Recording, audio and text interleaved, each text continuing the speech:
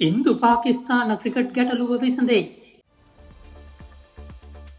බංග්ලාදේශය මෙවර ලෝක කුසලාන තරංගාවලියෙන් ඉවත් කිරීමට ගත් තීරණයට විරෝධය පළ කරමින් පාකිස්තානය මීට පෙර ප්‍රකාශ කර තිබුණේ තමන් ලෝක කුසලානයට ක්‍රීඩා කළද ඉන්දියාව සමග වන තරගයට සහභාගී වෙනවන බවයි. කෙසේ නමුත් මේ වන විට පාකිස්තානය ඉන්දියාව සමග තරගේ ක්‍රීඩා කිරීමට වී ඇති බව වාර්තාවේ. මේ සම්බන්ධයෙන් පාකිස්තාන අගමැති මොහොමඩ් ශරීෆ් සහ ජනාධිපති අනුර කුමාර දිසානායක අතර දුරකථන සංවාදයක් පවත්වා තිබේ.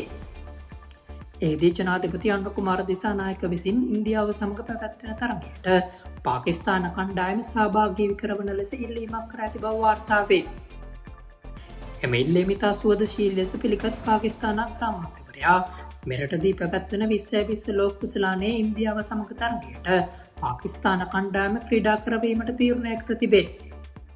මෙම තරගය ලැබෙන 15 වෙනිදා කොළඹ ආර් ප්‍රේමදාස ක්‍රීඩාංගණයේදී පැවැත්වීමට නියමිතය.